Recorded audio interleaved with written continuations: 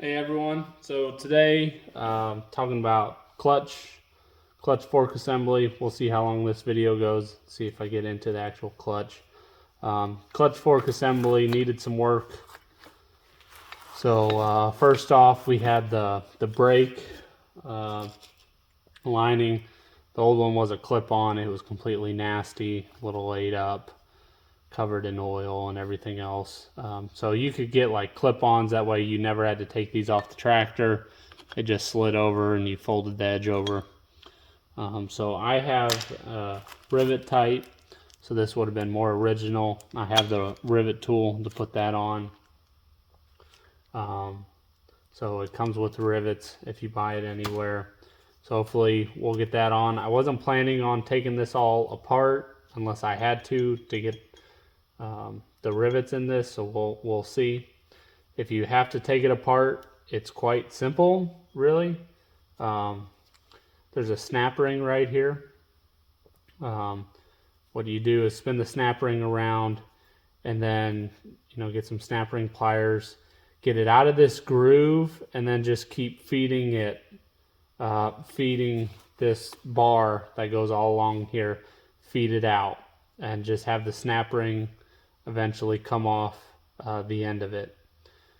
So there's a spring here. You've got to make sure that that's all intact on this one, this piece, then the snap ring. So when you put it back together, you start to slide it in, put your snap ring on, start to get it fed on the spline so it can slide on it, feed this piece in, keep shoving the rod through, and then your spring, and then eventually the snap ring will have to find its groove. The other thing I want to work on today in replacing is this bronze piece here. So this is what is actually moving when you operate the clutch handle. It is operating this here, and then this collar is what's moving that sliding collar on the clutch pulley. So this, you can see it's worn all the way down to the part number letters here. I have another one here, and if you just look at the difference, you can see how this is actually even raised. So really, originally this part was up to this raised point here, but it is so worn, it's wearing all the way down here. So replacing this part is pretty easy. These are just wire tied on. Then these two bolts come out, and then we can replace that. So yeah,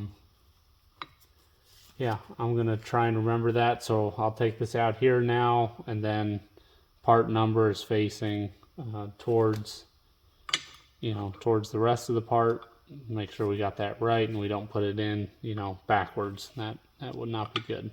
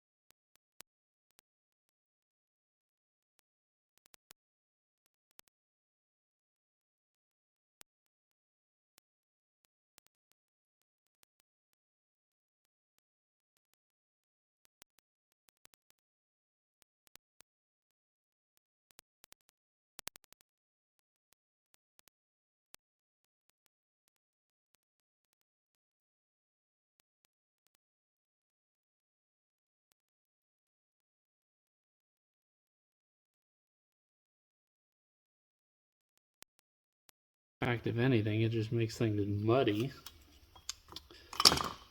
But alas, hasn't been too cold yet, thankfully.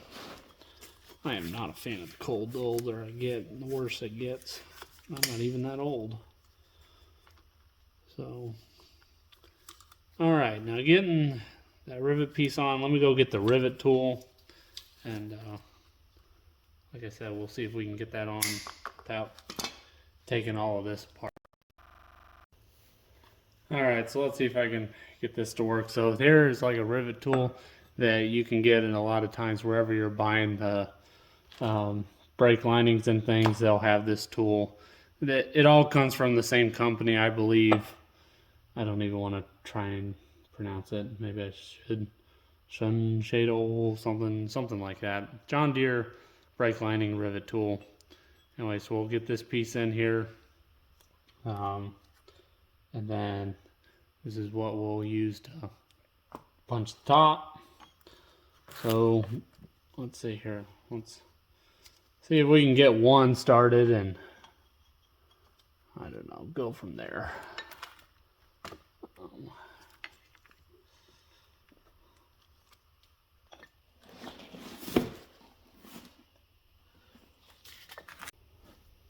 Okay, screw it. It's not worth trying to get the rivets in. Ended up, I didn't realize this thing is directional and I had one wrong. So I got the snap ring out of this groove. And so I started to pull this out and the spring comes out first. Keep pulling this out. Okay, well, one came out faster than I thought, but so then this piece, and then here's your snap ring. So now that I got that apart, we don't want to lose direction of parts here. So I'll go ahead and wipe this out full of gunk, which is what that tractor was full of. All right. That's at least a little bit better. All right. So now, making life simpler now. So you can see, I first had it like this, so when you lined up the holes, it was shifted off like that, and actually is directional. So let me find a rivet here. Get that lined up. I can see why people do the clip-on ones. I mean, here I had this thing off the tractor, but still pain in the butt if you ask me to do a rivet system. Wait a second, I got the rivet going through the wrong direction. That won't do you any good, Daniel. All right, there we go.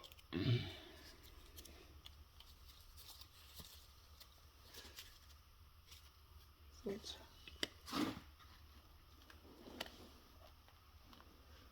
lined up. Give it a good press.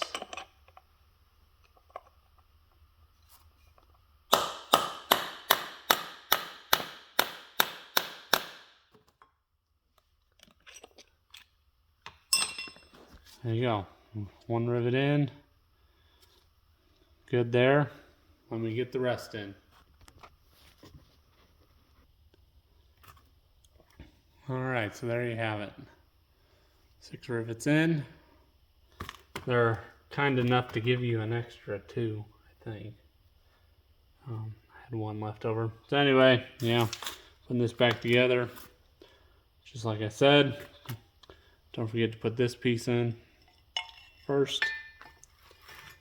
Then, so we'll just start to get that lined up. We'll put the snap ring on. And then this piece, go ahead and, so at this point here, well, if you can see we got the snap ring, we gotta get that started on the splines. I can get a good, you may not be able to see this on camera, apologize.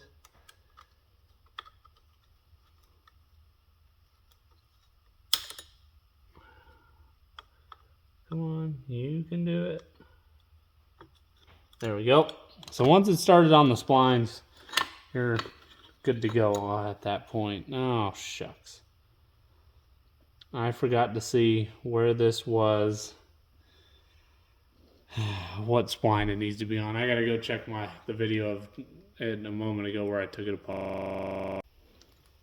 All right, so it's a little bit less than a 90. So like here is 90 degree.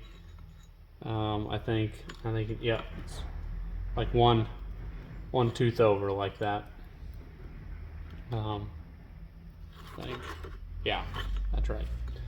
So anyway, we'll see if I can tap this in here.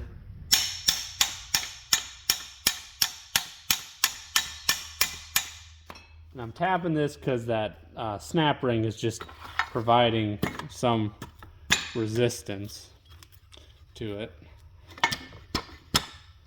And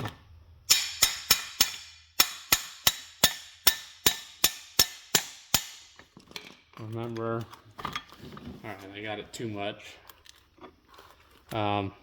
Anyway, so I'm gonna draw this back out. I won't waste your time, and get this spring in. All right, so there you have it. One clutch fork assembly, almost fully serviced. One thing I will note is these can get pretty sloppy in here. They'll have a lot of play and wiggle in them. You can put a bushing in here if you wanted to.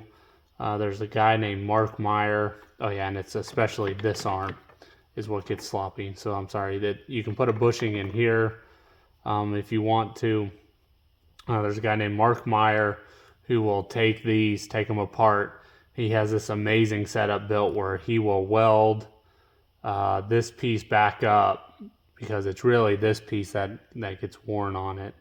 He'll weld that back up, machine it down, and I forget if he reams this out or something in here, and he'll make it like new. So haven't actually used him before, but I've seen the work online, and he does absolutely amazing work. So.